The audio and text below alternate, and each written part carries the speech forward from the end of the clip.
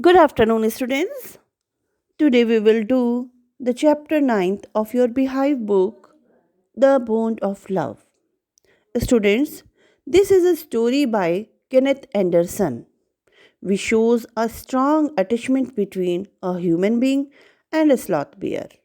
जैसे कि आप लोग भी अपने घर में कोई पेट रखते हैं तो उस पेट से आपको बहुत ज़्यादा प्यार हो जाता है। उसी तरह की बॉन्डिंग यहाँ पे ऑथर की वाइफ और ब्रूनो के बीच में है।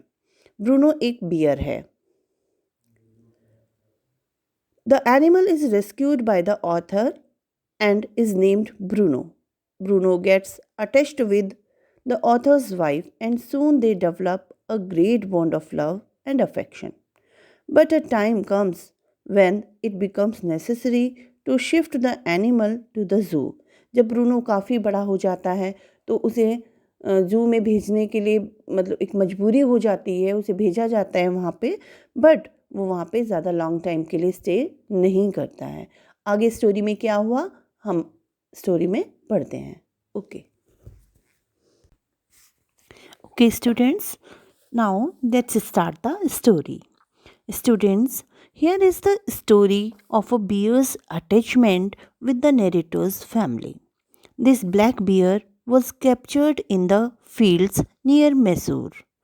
2 years ago, the farmers were driving away wild pigs from their fields by shooting at them. One such shot hit a she bear. She fell dead.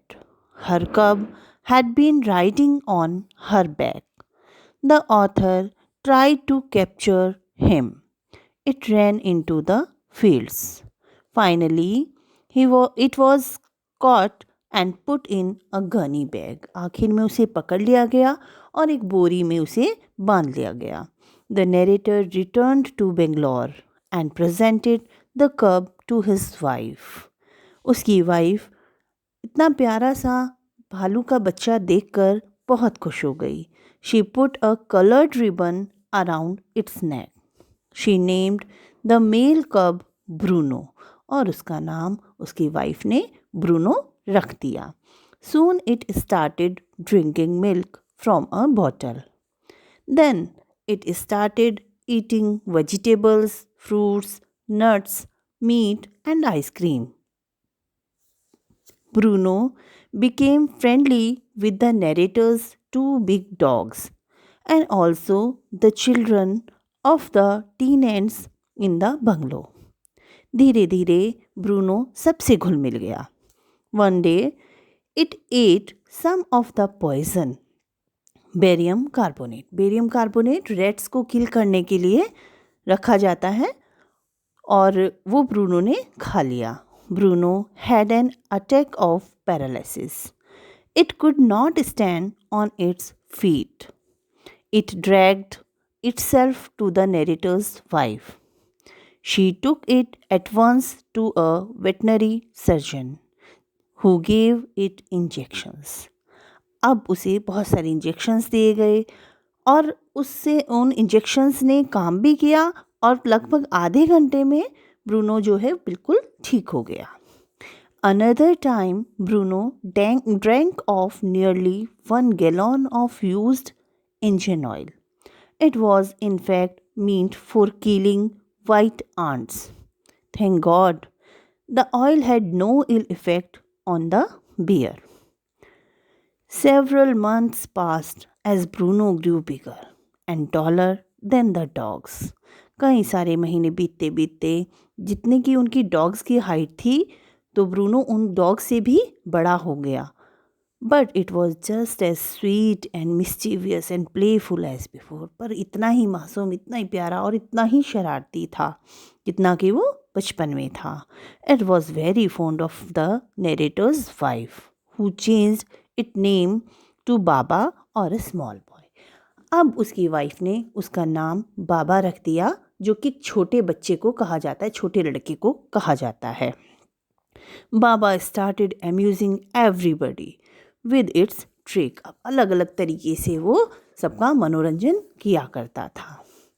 But Baba was grown up beast and it had to be kept chained for most of the time for the safety of childrens, जिससे कि वो किसी को harm ना करे, इसीलिए अब उसे ज़्यादा से ज़्यादा समय चैन में बांधकर रखा जाने लगा। The narrator and his son realized that it was no longer safe to keep Baba at home. They suggested to send it to Mysore Zoo. अब सभी फैमिली में कहने लगे, आसपास के लोग भी कहने लगे कि भाई अब ये बहुत बड़ा हो गया है और ये बिल्कुल भी सेफ़ नहीं है कि इसे ज़्यादा दिन तक घर में रखा जाए, तो आप इसे भेज दिया जाए। और नरेटर की वाइफ की सहमति के बाद जो बाबा है उसे शिफ्ट कर दिया गया। Baba was put in the cage and transported 87 miles away to Mysore zoo. Everybody in the house missed Baba. The author's wife in particular was most upset. अब वो इतनी परेशान रहने लगी, बाबा को इतना मिस कर रही थी कि उसने एक लेटर लिखा केयरटेकर थे जो जू में, उनको ये इंक्वायर करने के लिए कि जो बाबा है वो कैसा है। She got the reply that Baba was restless and it refused food, it look thin and sad. अब जैसे ही उन्हें पता चला कि वो बहुत दुखी रहता है, पतला हो गया है, खाना भी ठीक से नहीं खाता है, तो उसकी वाइफ ने अपने हस्बैंड को प्रेशराइज किया कि हमें बाबा को देखने जाना है जू में। The Baba recognised her at once. Both cried bitterly when they were parting again. काफ़ी देर तक समय बिताने के बाद जब वो दोनों वापस बिछड़ने लगे तो खूब ज़ोर ज़ोर से रोने लगे। The narrator's wife wanted to take her Baba back home. She asked caretaker to seek permission from the zoo superintendent. They drove back to Bangalore, met the zoo boss and obtained his consent. Baba was driven into a case, put on top of the car, tied securely and brought home. अब बाबा वापस घर पे आ गया। A bunch of coolies were engaged to make an island in the bungalow compound. अब बाबा को वापस ऐसे तो नहीं रख सकते थे, तो इसीलिए उसके लिए एक आइलैंड तैयार किया गया बंगलो के अंदर ही, बंगलो के कंपाउंड में ही, जिससे कि उसे सेपरेट रखा जा सके और वो घर में ही रहे, किसी को नुकसान ना करे। It was surrounded by a dry ditch 6 feet wide. A wooden box was placed on the island for Baba to sleep in. A straw bed was made to keep it warm.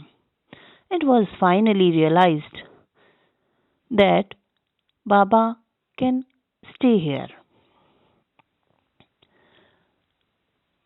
Now the wife spent hours with Baba there. It was 15 months old and heavy too. She crossed the pit with the help of a rope and loop. The story is enough to prove that even a bear has affection and memory. हम कह सकते हैं कि animals, चाहे वो beer है, चाहे वो डॉग है, या कोई भी पेट एनिमल है, अगर हम उसे बहुत प्यार से रखते हैं तो वो भी हमें उतना ही प्यार देता है, वो भी हमें कभी हार्म नहीं पहुंचाता है। तो यही इस चैप्टर से हमें पता चलता है कि क्या बॉन्ड ऑफ लव होता है। ये केवल ह्यूमंस में नहीं हो सकता, ये एक जानवर में और एक ह्यूमन में भी हो सकता है। That's all. Have a nice day.